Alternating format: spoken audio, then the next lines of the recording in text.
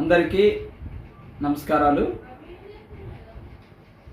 నా పేరు అవులూరి సత్యనారాయణ. న్యాయవాదిగా ప్రాక్టీస్ చేస్తున్నాను. ఈరోజు ఒక చిన్న వీడియోని చేయబోతున్నా. అందరూ కూడా ఈ వీడియోని ఆదరిస్తారని చెప్పేసి, సబ్స్క్రైబ్ చేస్తారని చెప్పేసి ఆశిస్తున్నాను. ఇటువంటి వీడియో రాబోయే ఇంకొద్ది గంటల్లో జరగబోయే ఎన్నికల్లో వాటిని ఉద్దేశించి మాట్లాడబోతున్నాను. ముఖ్యంగా మన ఉమ్మడి తెలుగు రాష్ట్రాల్లో ఇంకొద్ది గంటల్లోనే ఎన్నికలు జరగబోతున్నాయి. ముఖ్యంగా ఆంధ్రప్రదేశ్లో పార్లమెంటుకు మరియు అసెంబ్లీ స్థానాలకు ఇంకొద్ది గంటల్లో ఎన్నికలు జరగబోతున్నాయి. ఈ జరగబోయే ఎన్నికల్లో ప్రతి ఒక్క ఓటరు కూడా మీ యొక్క విలువైన అమూల్యమైన వజ్రాయుధం లాంటి ఓటును వేసి మీకు నచ్చిన అభ్యర్థిని గెలిపించుకోవాలని చెప్పేసి మీ అందరికి మనసారా కోరుకుంటున్నా. ముఖ్యంగా అసలు ఈ రాష్ట్రంలో పోటీలో ఉన్న వివిధ రకాల పార్టీలు ప్రజాస్వామ్యంలో పోటీ చేయడానికి అందరికి కూడా హక్కులు ఉంటాయి. దానిలో భాగంగానే రాష్ట్రంలో ఉన్న అన్ని పార్టీలు ఎన్డీఏ కూటమి, BJP, Bharatiya Janata party, Janasena, TDP, Telugudesam party ఒక కూటమిగా ఏర్పడి ఎన్డీఏ కూటమిగా ఏర్పడి పోటీలో ఉన్నాయి. అదేవిధంగా ఇండియా కూటమిలో బీజేపీ, కాంగ్రెస్, సిపిఐ, సిపిఎం ఈ మూడు పార్టీలు ఇండియా కూటమిలో పోటీ చేయబోతున్నాయి. ఒకే ఒక్కరు జగన్మోహన్ రెడ్డి గారు వైఎస్ఆర్సిపి యువజన, శ్రామిక, రైతు పార్టీ ఈ యొక్క పోటీలో నిలవబోతుంది. అయితే ముఖ్యంగా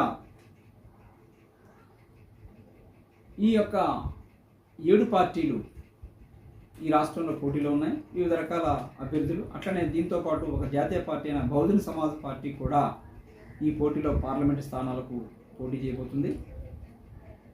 నేను చెప్పేది ఏంటంటే, ఈ రాష్ట్రంలో గెలిచే పార్టీలు ఏవి నేను చెప్తున్నాను. రాబోయేది ఈ రాష్ట్రంలో గెలిచే పార్టీ వైఎస్ఆర్సిపి. గౌరవ జగన్మోహన్ రెడ్డి గారు రెండవసారి ముఖ్యమంత్రి పదవిని చేపట్టబోతున్నారు. ఎందుకంటే ఆయన ఎందుకు రెండవసారి ముఖ్యమంత్రిగా చేపడుతున్నారనే కొన్ని విషయాలు మేము ఉంచుతున్నాం.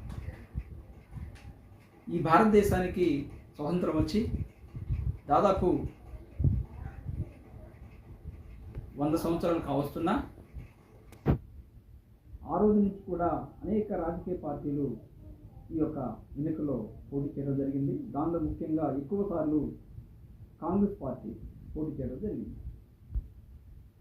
ఈ కాంగ్రెస్ పార్టీ పోటీ చేయడం వల్ల దేశంలో ఉన్న పేదవారిలాగానే ఉన్నారు, ఉన్నవారు ధనవంతులు అత్యధిక ధనవంతులుగా తయారయ్యారు. అంటే లోపం కాంగ్రెస్ పార్టీ.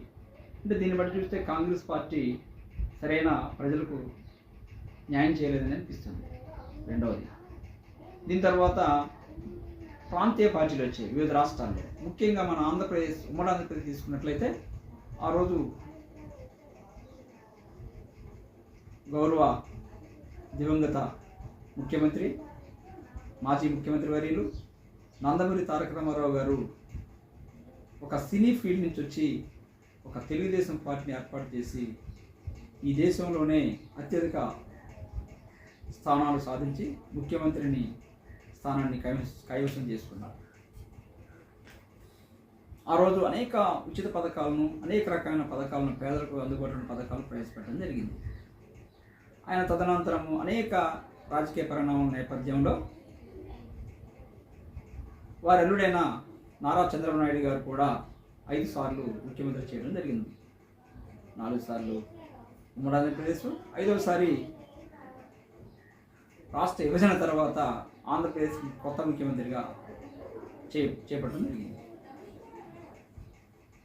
ఆ టైంలో నారా చంద్రబాబు నాయుడు గారు వచ్చిన మేనిఫెస్టో చూసినట్లయితే అనేక రకమైన ఇంద్రధనుసు మేనిఫెస్టో ప్రవేశపెట్టారు. ఇంద్రధనుసు మేనిఫెస్టో అంటే అభూత కల్పనలతో ఉన్నాయి లేనట్టు, లేని ఉన్నట్లు ఆ మేనిఫెస్టోలో పెట్టి ప్రజల దగ్గరికి వెళ్ళి ప్రజలను ఓటడిగి ప్రజలను మోసం చేసి ముఖ్యమంత్రి పదవిని చేపట్టారు. దానిలో ముఖ్యంగా చూసుకున్నట్లయితే నిరుద్యోగులకి ఉద్యోగాలు లేవు, అట్లా నిరుద్యోగులకి నిరుద్యోగ వృత్తి ఇస్తున్నాడు, అట్లనే రాజధాని కడుతున్నాడు, అట్లనే ఉచిత విద్య లేదు, ఆరోగ్యం లేదు, ఏమీ లేదు. ఈలోపు గెలిచాడు, కూర్చున్నాడు. ఒక మనిషి ఈ దేశంలో మధ్యతరగతి నుంచి పేదవాడి వరకు బ్రతకాలంటే విద్య అవసరం, ఉచిత విద్య అవసరం. బాబాసాహెబ్ అంబేద్కర్ గారు ఏ ప్రభుత్వాలు అయితే ఉచిత విద్యను ప్రవేశపెడతాయో ఆ ఉచిత విద్యను అందుకున్నట్లయితే ఆ జాతి మొత్తం కూడా బాగుపడుతుందని చెప్పడం జరిగింది. కానీ ఉచిత విద్య అనేది లేదు. చంద్రబాబు వచ్చినప్పుడు కార్పొరేట్ వ్యవస్థ అనేది పెరిగిపోయింది. అంటే కాన్వెంట్లు, junior colleges, degree colleges, PG colleges. ఆ డిగ్రీ, పీజీ, జూనియర్ కాలేజ్ చదివే పిల్లలు ఎవరు? ధనవంతుల పిల్లలు, డబ్బున్న పిల్లలు. దాంట్లో సాధారణమైన పూజలు చేసుకునే ఎస్సీ, ఎస్టీ, బీసీ, మైనారిటీ పిల్లలు చదవగలుగుతారా? చదవలేరు. వాళ్ళకి ఫీజు రియంబర్స్మెంట్, ఫీజు రాయితీ ఇచ్చారా? ఫీజు రాయితీ లేదు. అట్లా కార్పొరేట్ వ్యవస్థని ప్రోత్సహించిన మొట్టమొదటి ముఖ్యమంత్రి ఎవరంటే చంద్రబాబు నాయుడు. ఆ కార్పొరేట్ వ్యవస్థ చైతన్య, నారాయణ, అట్లనే నలంద, రకరకాల విద్యాలయాలు ఉన్నాయి. ఇవన్నీ కూడా కార్పొరేట్ వ్యవస్థలో ఉన్న కమ్మోల చేతిలోనే ఉన్నాయి ఇవన్నీ. కాబట్టి వీళ్ళే ఈ యొక్క విద్యాలయాలు నడిపే అధినేతలు. వాళ్ళ పిల్లలు మాత్రమే ఇంగ్లీష్ మీడియంలో చదివి ఈ దేశంలో ఉన్న ఉద్యోగాలను మొత్తాన్ని కూడా కార్పొరేట్ చేసుకున్నారు. అంటే ఇక్కడున్న అత్యధికంగా ఇంజనీరింగు, అత్యధికంగా ఇన్ఫోసిస్ కంపెనీలో పనిచేసే ఎవరి పిల్లలు అంటే కమ్మవారి పిల్లలు. ఎందుకంటే వాళ్ళకి విద్య అందుబాటులో ఉంటుంది, విద్యను కొనుక్కుంటున్నారు. విద్య లేనివాడు ఎంత వస్తుంది. సాధారణ కుటుంబంలో పేదవర్గంలో పుట్టినవాడు డిగ్రీ, ఇంటర్మీడియట్ వరకు వచ్చి కూలీ వర్గా తయారై ఈ రోజు వరకు కూలీలతోనే ఉంటున్నారు. కాబట్టి ఈ సందర్భంలో మాజీ ముఖ్యమంత్రి వర్యులు దివంగత రాజశేఖర రెడ్డి కుమారుడైన గౌరవ ముఖ్యమంత్రి గారు జగన్మోహన్ రెడ్డి గారు పాదయాత్ర చేసి గత ప్రభుత్వాలు చేసిన అన్ని వాటిని సమీక్షించి పేదవాడికి విద్యావంతులు కావాలంటే, పేదవాడికి ఉద్యోగం రావాలంటే, పేదవాడి ధనవంతులు కావాలంటే ఏం చేయాలని చెప్పేసి కొన్ని పథకాలను రూపకల్పన చేసి ప్రజల్లోకి వెళ్ళిపోయి పాదయాత్ర ద్వారా ప్రతి ఈ యొక్క సంక్షేమ పథకాలని వివరిస్తూ మా ప్రభుత్వం వస్తే ఇవి చేస్తాం అంటూ నవరత్నాలు అని చెప్పేసి మేనిఫెస్టో తయారు చేసి రాష్ట్రం అంతటా తిరిగి 2019 ఎన్నికల్లో ఈ దేశంలోనే ఏ రాజకీయ పార్టీ కైవసం చేసుకుని ఈ దేశంలోనే ఏ ముఖ్యమంత్రి పెట్టని పథకాలు పెట్టి రాజ్యాధికారాన్ని చేర్చుకున్నారు.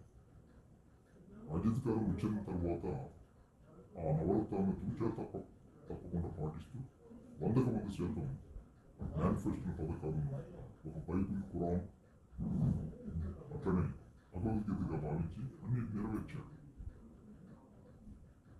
ప్రజెంట్ అది కాకుండా అదనంగా ఇంకా 10-15 పథకాలు.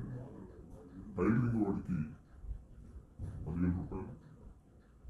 అట్లనే ప్రతి చేతి వృత్తిలో ఉన్న ప్రతి ఒక్కరు కూడా సొంతంగా 10,000 రూపాయలు చేస్తూ ఏ ప్రభుత్వం చేపట్టిన రైతుకి ఉపయోగపడే విధంగా రైతు భరోసా అనే ఒక మంచి కార్యక్రమం రూపొందించి రైతు భరోసా కార్యక్రమం పెట్టి రైతుల యొక్క అకౌంట్ డైరెక్ట్గా డబ్బులు పడితే తర్వాత అమ్మఒడి అని చెప్పేసి ఒక మంచి కార్యక్రమం ప్రవేశపెట్టి డైరెక్ట్ తల్లి యొక్క అకౌంట్లోకి డబ్బులు ఉండే కార్యక్రమం చేపట్టి ఈ దేశంలోనే ఏ రాష్ట్ర ప్రభుత్వం చేపట్టిన మంచి పథకాన్ని చేసి ప్రవేశపెట్టడం జరిగింది.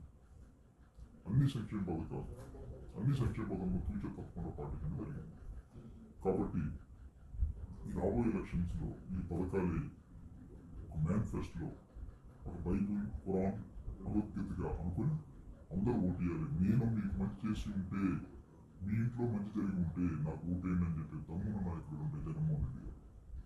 అంత ధైర్యం ఈ యొక్క రాజకీయ పార్టీకి లేదని చెప్పేసి చెప్పడం జరుగుతుంది. ముఖ్యంగా చూసినట్లయితే ఈ రాష్ట్రంలో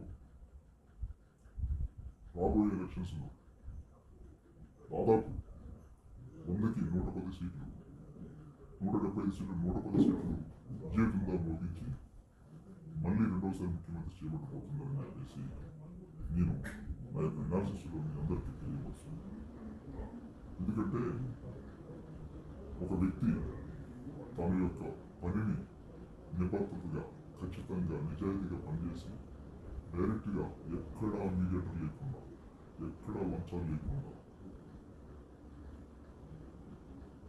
అన్ని పార్టీలకు అతీతంగా ఏ పార్టీని టీడీపీ, బీజేపీ, సిపిఎం, కాంగ్రెస్ అనే పార్టీలు వ్యత్యాసం లేకుండా అతను అనుభవం ఉంటే చాలు, అతని కంప్లీట్ పథకం, అతని కంప్లీట్ పథకమే. ఆ విధంగా నిజాయితీగా పాలన చేసి ఒక స్వచ్ఛమైన పాలన ఇచ్చిన గొప్ప నేత జగన్మోహన్ రెడ్డి గారు. అట్లనే ఈ మధ్యలో చూసినట్లయితే అంబేద్కర్ పిల్లర్స్కి తూచే తప్పకుండా పాటించారు. ముఖ్యంగా విజయవాడలో దాదాపు 240 మీటర్ల ఎత్తులో భారీ విగ్రహం అంబేద్కర్ నిర్మించి దేశంలో గొప్ప నేతగా గర్వించదగిన నేతగా అంబేద్కర్ ఆశయాలు కట్టుబడే విధంగా ఆయన అంబేద్కర్ పాటిస్తున్న గొప్ప విషయం. ఇదంతా దళితుల వర్గాలు మాత్రం సంబంధించిన విషయం. ఇకపోతే అందరూ జగన్మోహన్ రెడ్డి ఏం పని చేస్తారంటే కనబడుతుంది, ఉన్న పని స్వచ్ఛమైన పని కనబడుతుంది. కాబట్టి అందరూ కూడా వీడియో చూసిన ప్రతి ఒక్కరు కూడా రేపు జరగబోయే ఎన్నికల్లో మంచికి పట్టం కట్టండి, నిజాయితీకి పట్టం కట్టండి, అభివృద్ధికి పట్టం కట్టండి, సంక్షేమానికి పట్టం కట్టండి. అంబేద్కర్ ఆశించిన కళను నెరవేర్చిన గౌరవం